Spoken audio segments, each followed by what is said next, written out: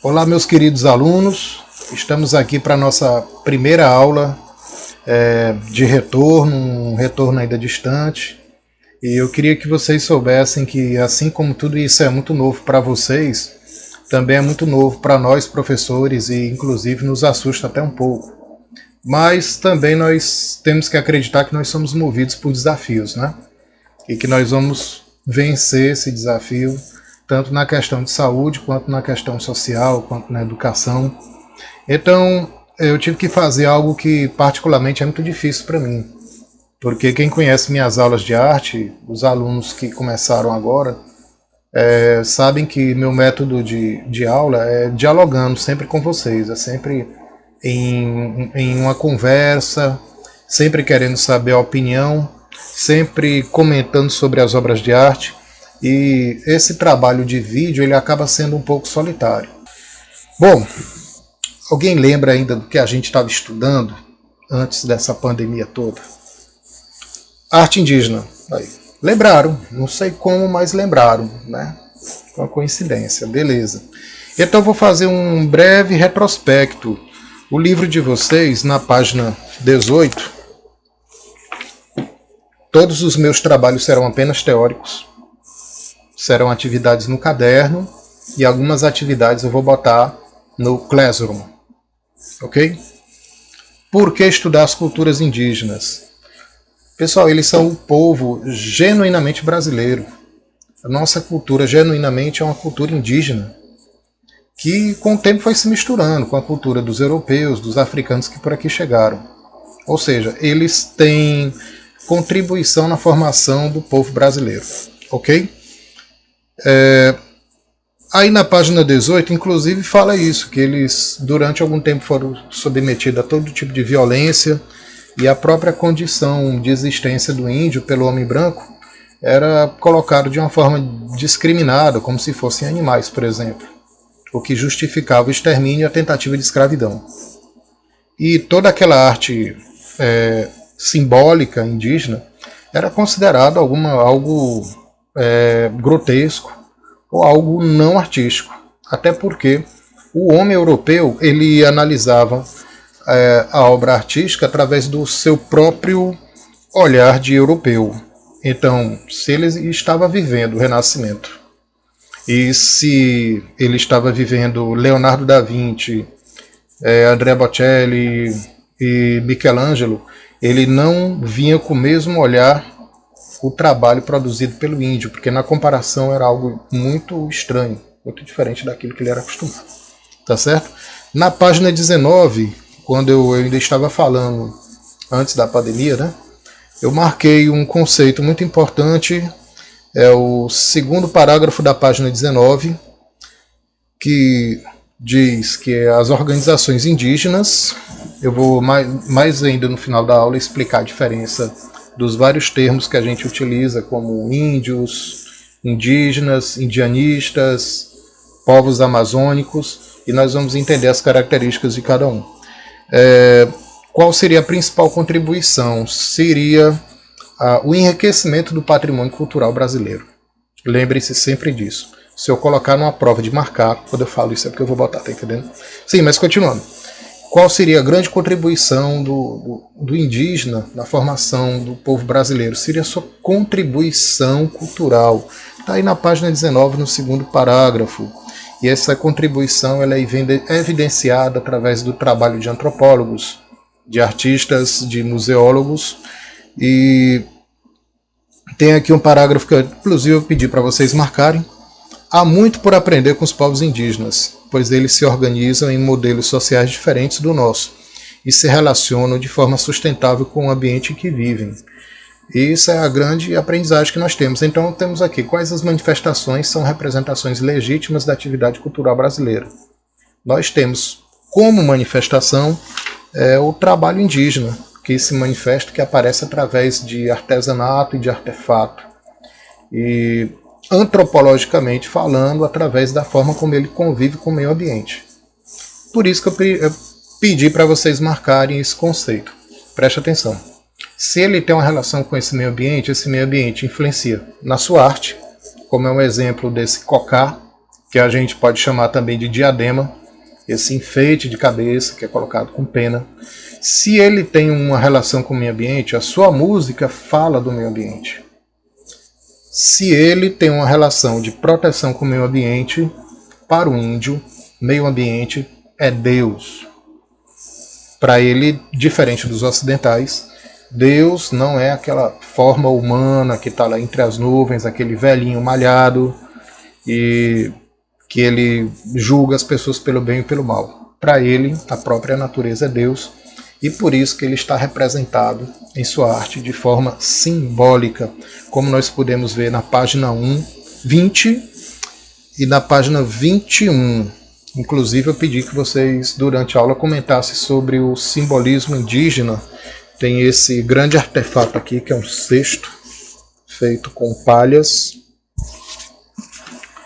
e que ele é produzido por homens ou mulheres da tribo. E uma característica importante para vocês marcarem nessa página 20, bem aí no segundo parágrafo, nós temos que a maior parte da produção artística indígena consiste em objetos de uso do cotidiano. O trabalho que ele tem para fazer uma flecha, um cocá, um vaso, é o mesmo. Ele não discrimina um objeto como sendo mais importante do que o outro. Outra característica, é como tem aqui o resumo, né, no segundo parágrafo. Consideram bonito aquilo que é bom, que faz bem ao seu grupo e que é, portanto, útil. Marque isso aí se você tiver um lápis para sublinhar, se você tiver um marca-texto. E outra questão que eu falei ainda antes dessa pandemia, antes desse intervalo de aulas, que a palavra arte, essa palavra de 4 letras, não existe no cotidiano, no vocabulário indígena. Eles entendem que tudo é um fazer, tudo é um produzir. Eles não entendem as questões conceituais de nós, homens ocidentais brancos misturados. Tá certo? Os homens trouxeram a filosofia greco-romana para cá e eles começaram a pensar sobre o que seria arte ou o que não seria arte. Então, tudo é fruto de uma prática coletiva. Está no primeiro parágrafo, nas 2 últimas linhas. Tá certo? Então, esse trabalho artístico, que segundo nós é chamado de arte, na verdade é fruto de práticas coletivas que visam a continuidade de uma tradição ancestral. Aprendido de pai com filho, com avô, com neto, até chegar nos tempos atuais. Ok? Então vamos. Qual o significado do ritual indígena? O ritual indígena, nesse ponto, ele representa a união de todo esse simbolismo produzido através dos artefatos indígenas, através da sua música e através de atividades que para nós são classificadas como cênicas, porque o ritual, os ritos, são costumes praticados desde a Grécia Antiga, e nós entendemos que esses rituais presentes em todas as civilizações do mundo têm um significado sobrenatural e mágico. Anote isso bem aí. A arte indígena ela é ligada ao mundo sobrenatural e ao mundo mágico, que eles acreditam que tudo é uma forma de se relacionar com a natureza e de manter o contato com a grande mãe. Vamos conhecer mais um pouquinho?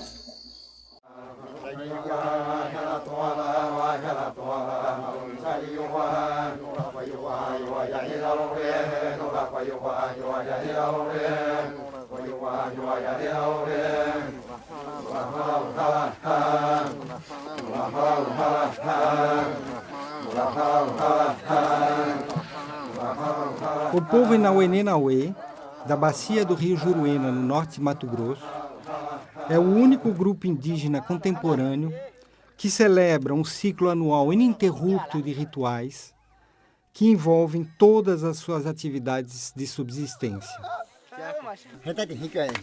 O Ianquá, seu cerimonial mais longo, dura cerca de 7 meses. Ainda no final da celebração da festa de cada ano, começa a preparação da roça do Ianquá do ano seguinte.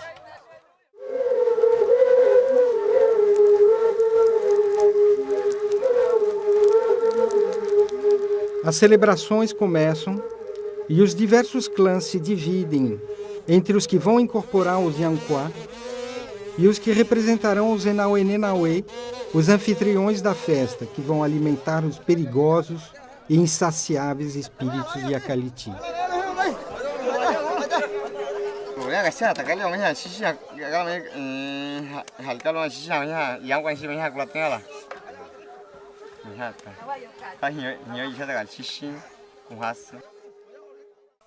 Enquanto os Yanquá preparam as armadilhas de pesca para partirem para as barragens, os anfitriões preparam o sal, o mais importante alimento dos espíritos.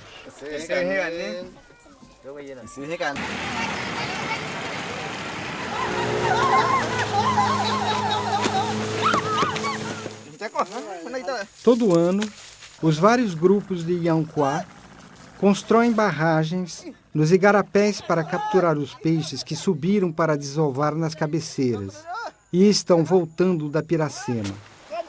No final da pesca, as barragens são destruídas para permitir que no ano seguinte os peixes possam voltar a subir para a desova.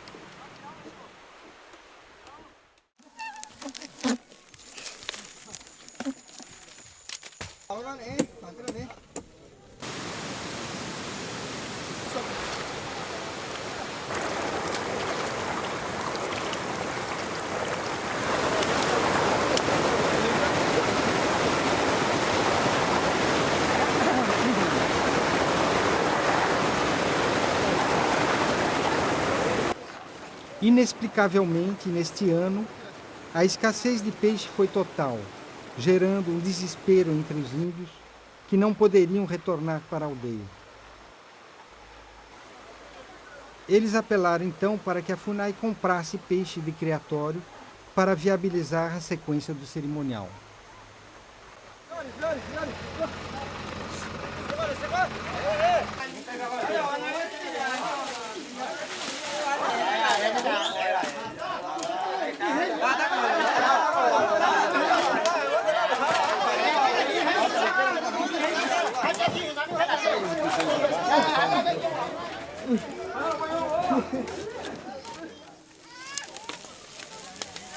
Agora, os Yanquá estão prontos para retornarem para a aldeia.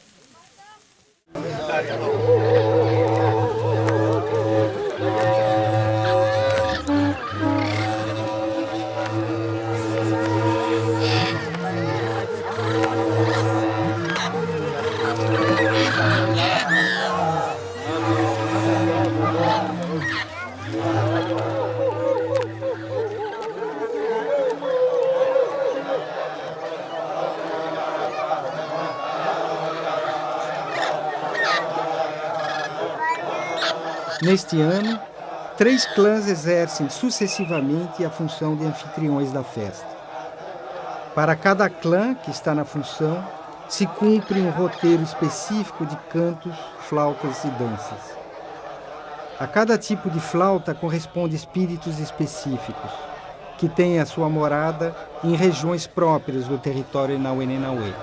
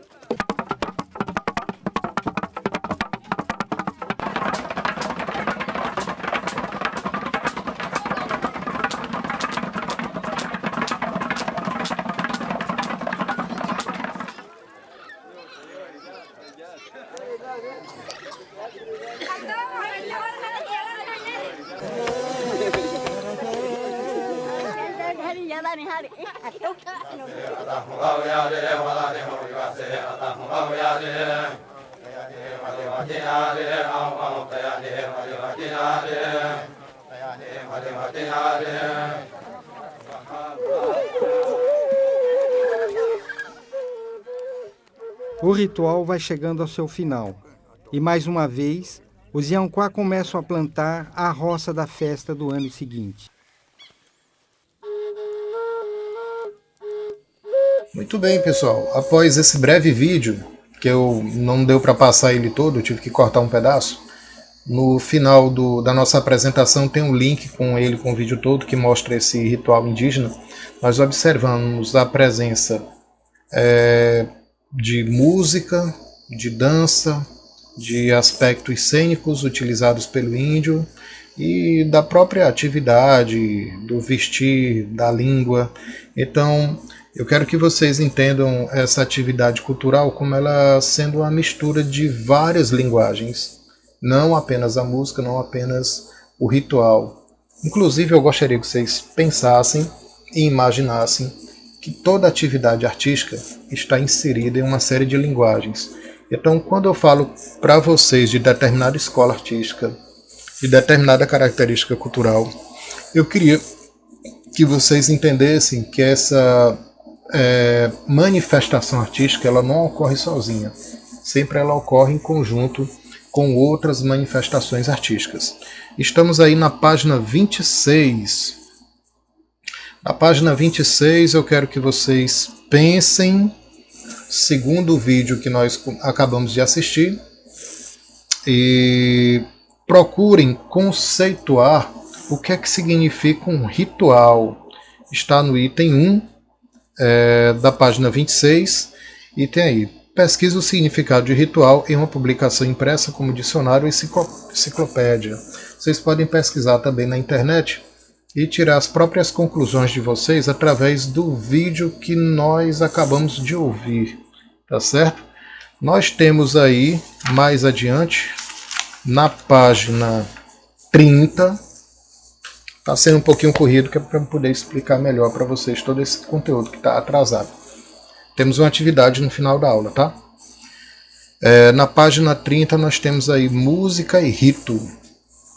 Se eu perguntar assim, pessoal, qual o objetivo do uso da música e dos rituais religiosos para os índios? Para os índios, para os homens brancos, para os homens primitivos na caverna, para qualquer civilização do mundo, ele tem um significado de proteção e de cura.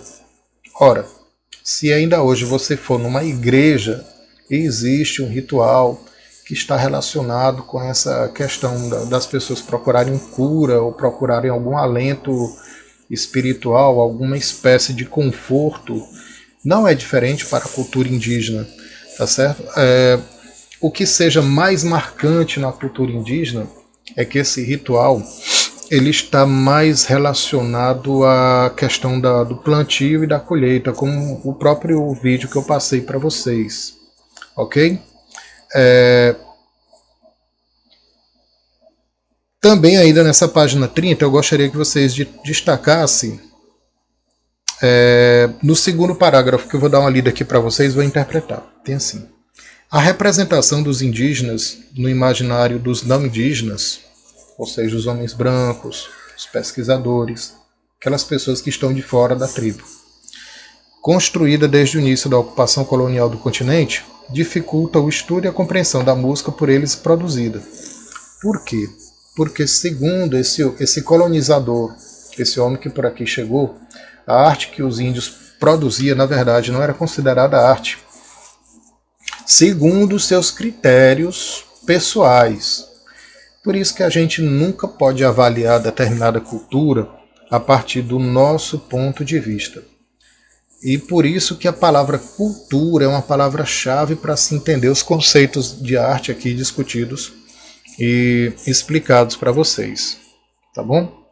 Então, além dessa dificuldade, deve-se considerar que diversas tradições musicais se perderam em decorrência do avanço dos colonizadores sobre as terras habitadas pelos indígenas, que resultou no extermínio de numerosa população. A princípio, os índios, quando o homem branco chegou aqui, ele procurou ter uma relação de troca comercial, a questão dos espelhinhos, mas essa relação acabou se tornando conflituosa inclusive pela falta de compreensão desse homem branco entender que aquele território pertencente ao indígena. Mas vem uma pergunta: a música indígena, a partir de qual momento a arte indígena, os rituais, a própria música, ela passou a ser fonte de interesse desse homem branco? Então, bem aí, no terceiro parágrafo da página 30, contexto e criação, nós temos assim: há registros de estudiosos do século XVIII que se preocuparam com a transcrição da tradição musical dos Tupinambá. Entretanto, tais estudiosos ouviram essas músicas com seus ouvidos europeus. Preste atenção. O que significa tais estudiosos ouvir essas músicas com seus ouvidos europeus? Eles quiseram perceber a música a partir da sua percepção de homem branco, com seus valores de homem branco, seus valores de colonizadores ainda. Então eles observaram muito mais questões relacionadas à questão técnica, por exemplo, a melodia, a harmonia, a matemática da música, como ela é a música ocidental, do que propriamente a forma como os índios a observam como música. Por quê? Para o homem branco é um som que ele é julgado a partir das suas propriedades sonoras. Eu não sei se eu estou conseguindo explicar, mas qualquer dúvida coloca aí no chat.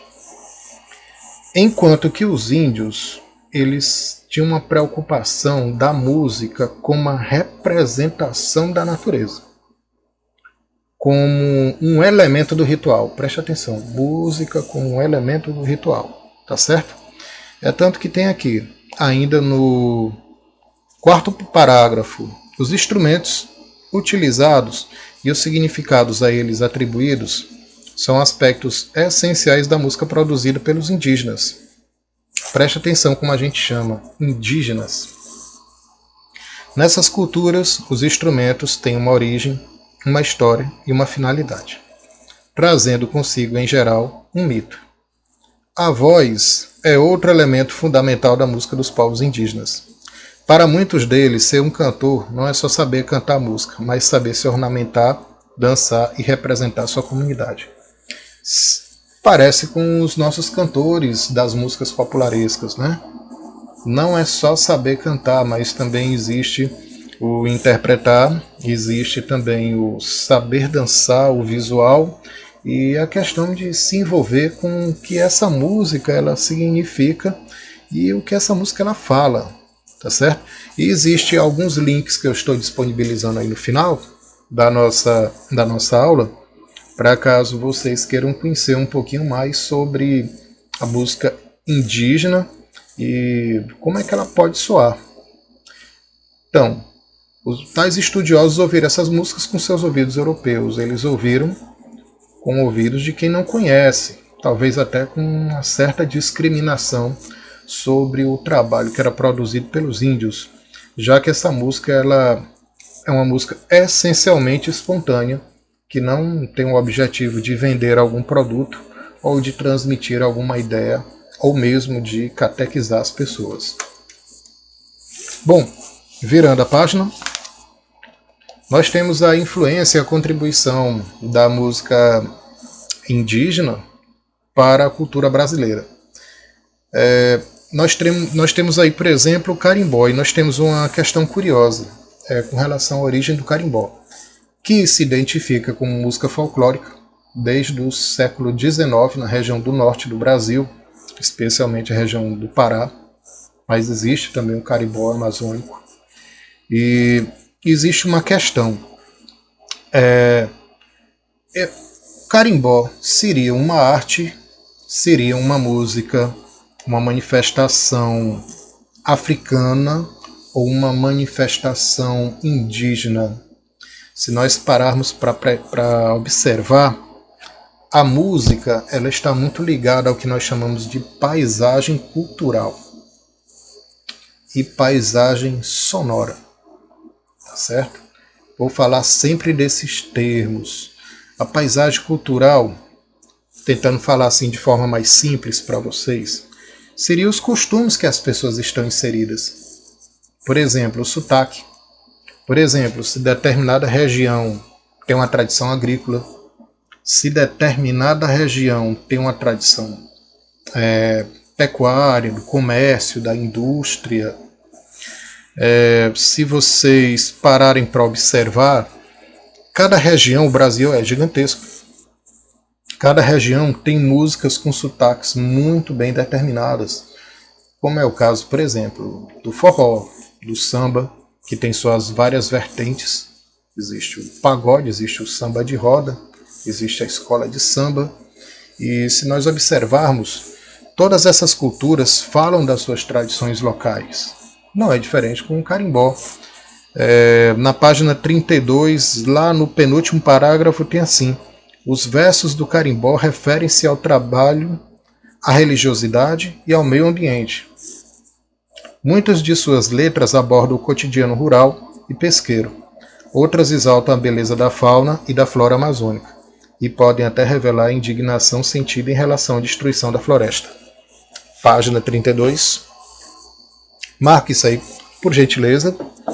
É uma informação muito importante. Então, se pararmos para prestar atenção, a música ela é um produto da paisagem sonora que ela vive. E o que seria essa paisagem sonora? Seria a soma de todos os sons que nós estamos expostos, seja através, por exemplo, dos sons da natureza, dos sons urbanos, do que a gente escuta. Como diz um grande pesquisador chamado Murray Schafer, nós não temos pálpebras nos ouvidos. Então, tudo que nós ouvimos nos influencia no nosso comportamento, no nosso sotaque, principalmente na produção musical. Quando a gente for falar de arte africana, eu vou te mostrar como o reggae foi influenciado por uma paisagem sonora de uma ilha que é conhecida a Jamaica, tá certo? E como a arte indígena ela é influenciada por esses sons da floresta. Nós chamamos, pessoal, isso de paisagem cultural. Para conhecer um pouquinho mais do carimbó, vamos assistir o vídeo que se segue.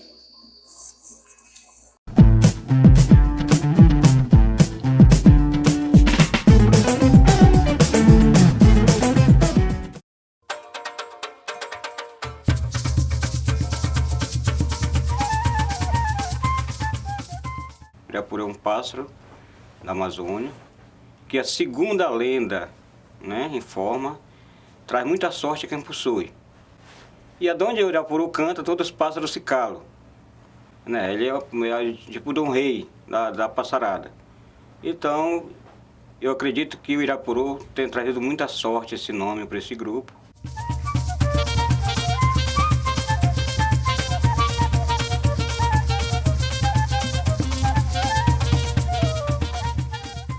Em 2003 nós fundamos a Escola do Carimbó Mirim, devido que a situação do nosso carimbó que estava praticamente sem força, né? Os jovens já não tinham mais vontade assim para dançar o carimbó. E a gente ficou assim triste, né? Porque já pensou, já acabou o carimbó na cidade do Mestre Lucindo, a gente deixar essa raiz, deixar para lá. Aí foi que surgiu a Escola do Carimbó Irapuru Mirim, que veio dar um incentivo aos jovens. Através disso de criar a escola, a gente começou com 80 crianças. Mas devido à nossa condição, nós não temos condição, nós ficamos com 75. Hoje nós temos 70 crianças. Então, é um projeto que foi um projeto assim pensado, resgatar a cultura.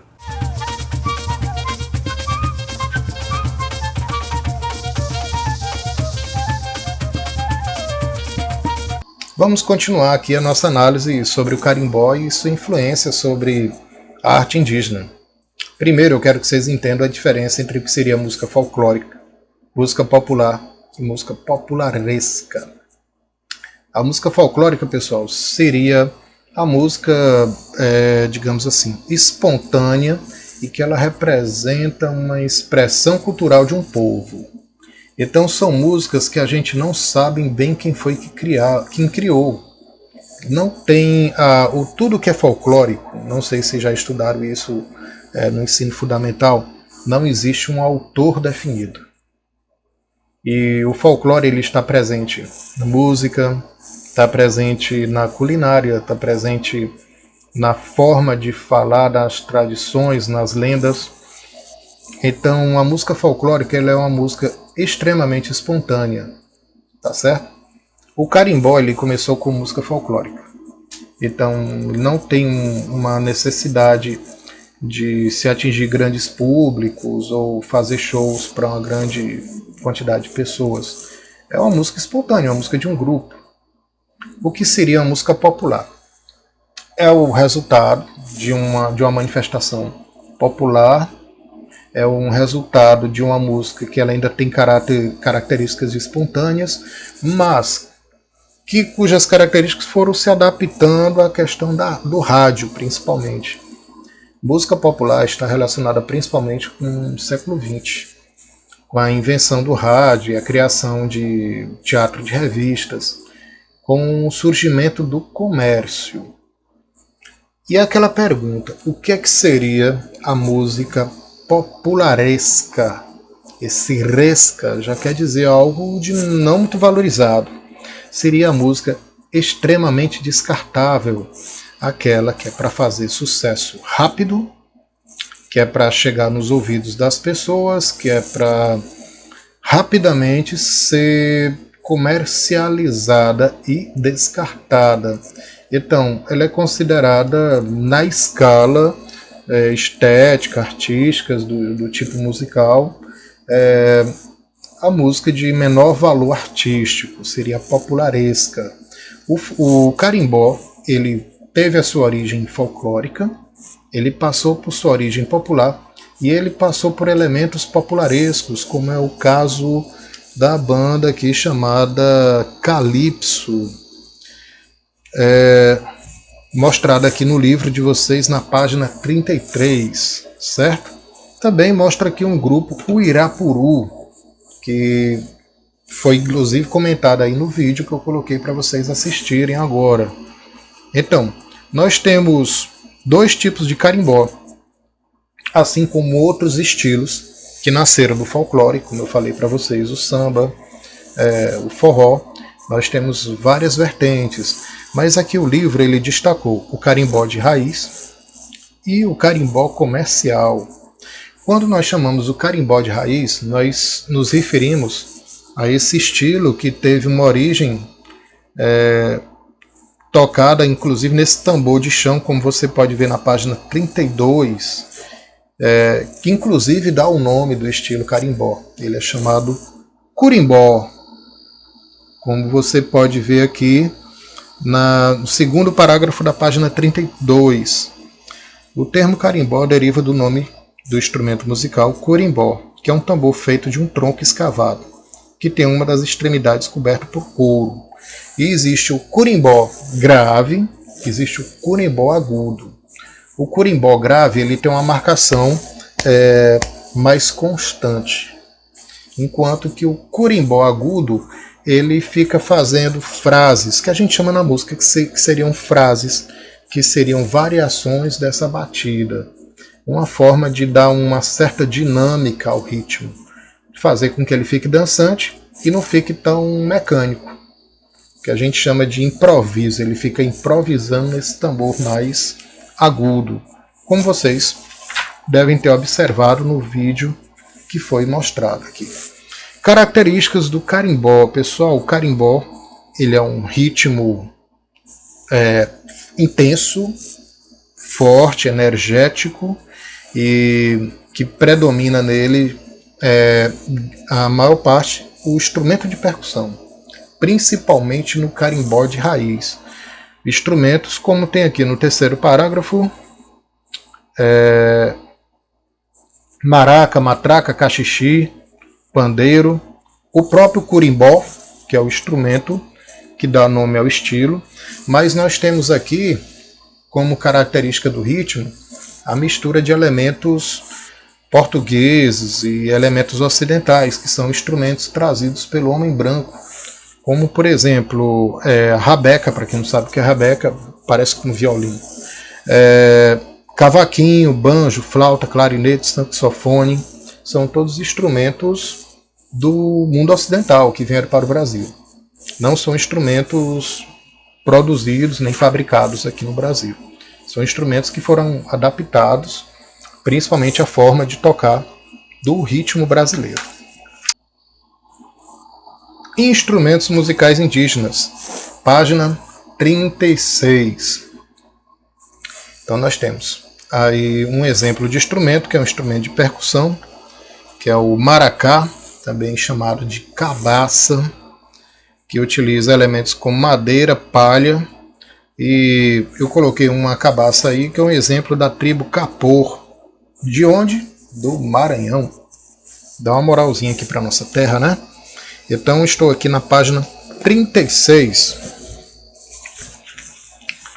E tem uma perguntinha aqui muito importante. Que tipos de instrumentos musicais são utilizados pelos indígenas no Brasil?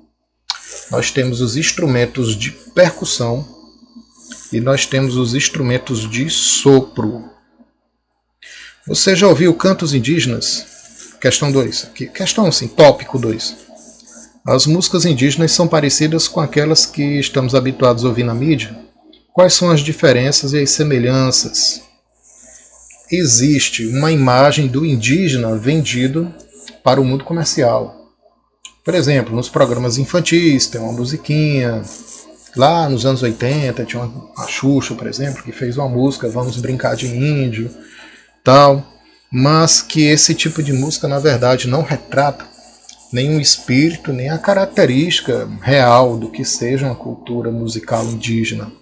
Ela é muito mais uma adaptação da música ocidental, do homem branco, para lembrar de longe assim, o que seria uma ideia de uma música indígena brasileira, tá certo? A música indígena brasileira ela é altamente ritualística e, como eu coloquei nesse quadrozinho aqui do lado, ela tem uma grande influência da natureza sobre a sua produção artística, na questão dos sons da floresta, dos sons das árvores, do vento, tá? E nós temos aqui a importância do canto, que está no item 2 dessa página 36. Vou dar uma lida aqui e comentar com vocês. Nas aldeias guaranis, as crianças costumam iniciar o dia cantando músicas tradicionais, que falam do seu modo de vida e da natureza. São os mais velhos que ensinam a elas a técnica do canto e explicam a importância e o significado de cada cântico. Aí vai um conceito que eu já tinha dito lá no começo da nossa aula. Os mais velhos ensinam os mais jovens a manter uma tradição, porque a arte indígena ela representa uma característica individual? Não. Ela representa uma característica étnica, ela representa a característica daquele conjunto de índios, ok? Então, qual seria o outro tipo de instrumentos indígenas? Nós temos aí os instrumentos de sopro, instrumentos esses que são produzidos através do sopro ou da vibração da voz pelo seu tronco cavernoso.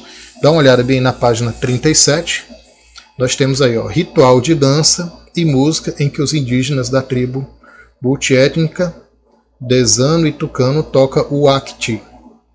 Então nós temos aí, que é um instrumento que é semelhante ao que na nossa cultura ele passou a se chamar berrante. Está aqui na página 37. Muito importante vocês gravarem isso aí. Então, se predomina os instrumentos de percussão e os instrumentos de sopro. Bom, pessoal, nós temos aí na página 40 e na página 41 diferenças entre essas percepções que nós temos sobre o significado de índios, indígenas, povos amazônicos, tá certo? O que seria povos amazônicos? Bom, quando nós fazemos essa referência, nós estamos falando de povos primitivos que existiram lá durante muito tempo e que constituíram provavelmente civilizações.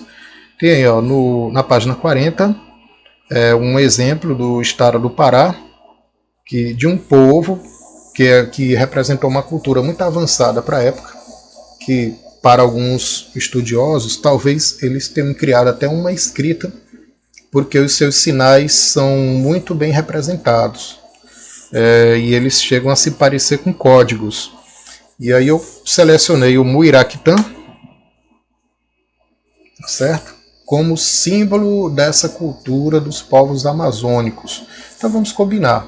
Quando se fala em povos amazônicos, estamos falando da história primitiva constituinte, especialmente da Amazônia.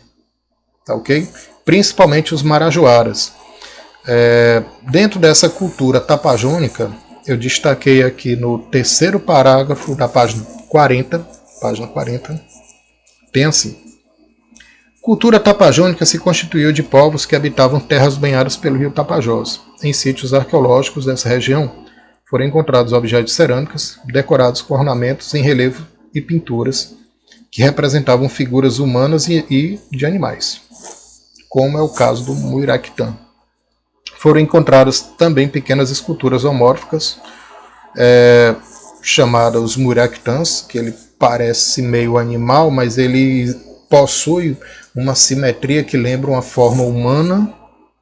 Amuletos de pedra verde que representam animais, geralmente betráqueos, como vocês podem encontrar. Ao final desse vídeo, eu coloco um site para vocês conhecerem um pouquinho do Museu de Arte Indígena. Gostaria que vocês dessem uma olhada. Bom, paralelamente nós temos o Olhar do Estrangeiro, que foi o registro dos artistas que por aqui passaram.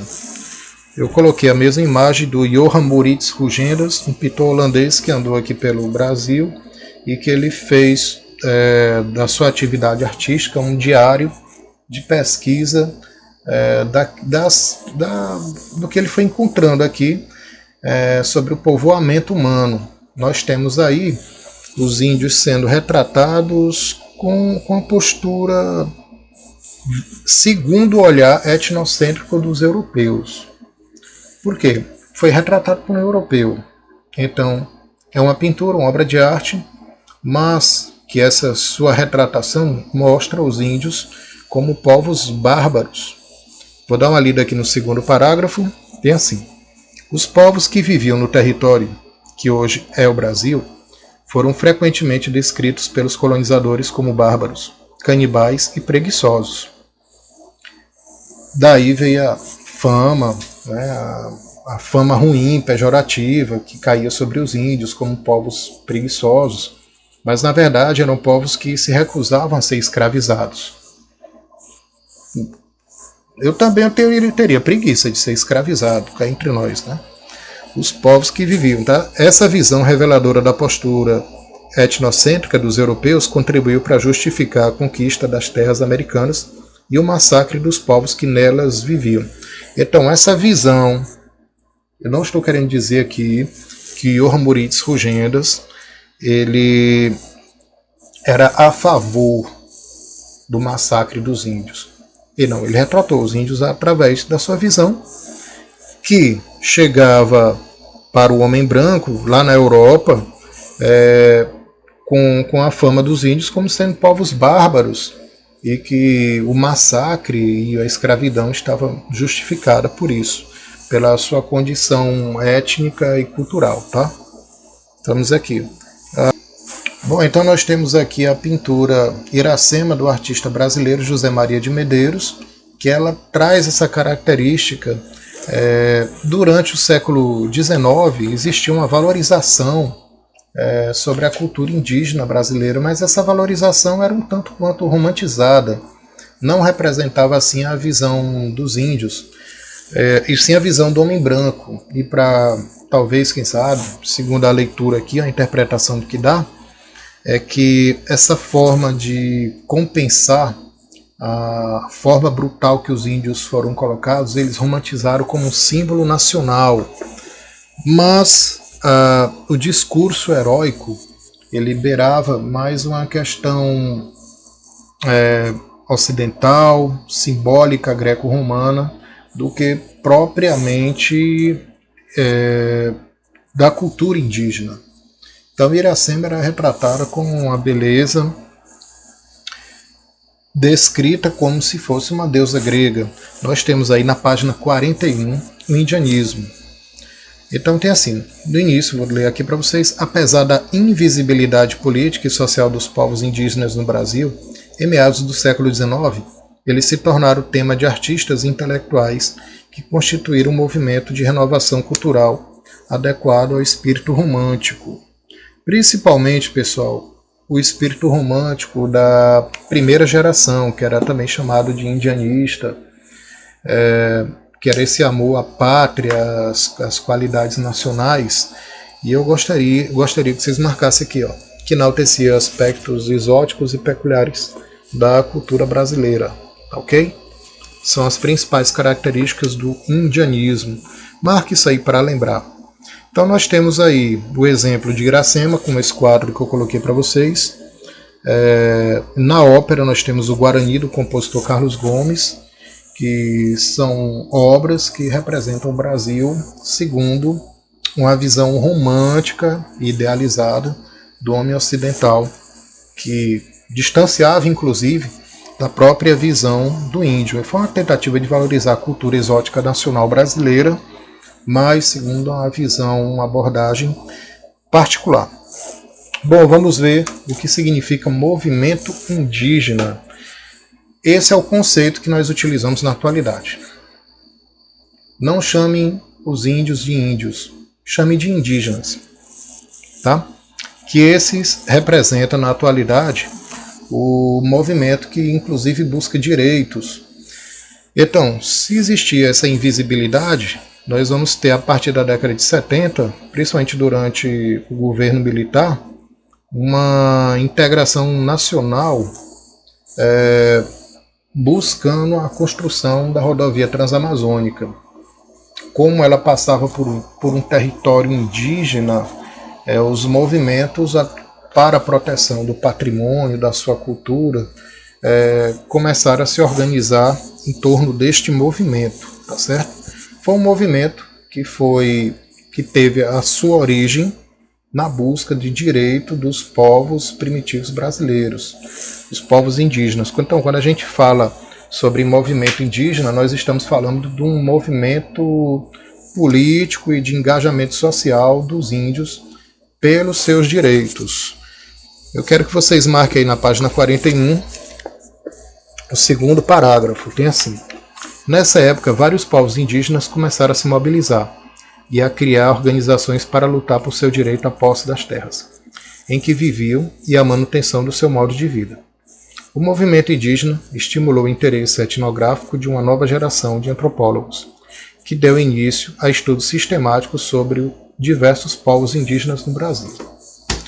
Pessoal, então nós temos as características e nós temos questões ainda que merecem de um olhar mais aprofundado das questões sociais sobre o índio, como a sua aculturação, como a perca dos seus costumes, como a sua identidade artística, que cada vez mais está em xeque pela questão da influência do homem branco, a questão religiosa com a influência das igrejas que aparecem, tanto as igrejas católicas quanto as igrejas protestantes, que representam nesse momento um crime com relação à sua cultura e sua história. Então que essa nossa atividade artística, nossa leitura, permita que nós possamos fazer uma reflexão sobre a situação do indígena na atualidade no Brasil e a sua contribuição cultural como formação do povo brasileiro. Porque todos nós temos um parente, alguém que já foi índio, um avô, uma avó, um primo de uma avó. Então, são povos brasileiros e que, segundo a Constituição, merecem o seu respeito e sua proteção, a sua cultura, a sua arte, a sua tradição, segundo a própria Constituição de 1988, que garante isso.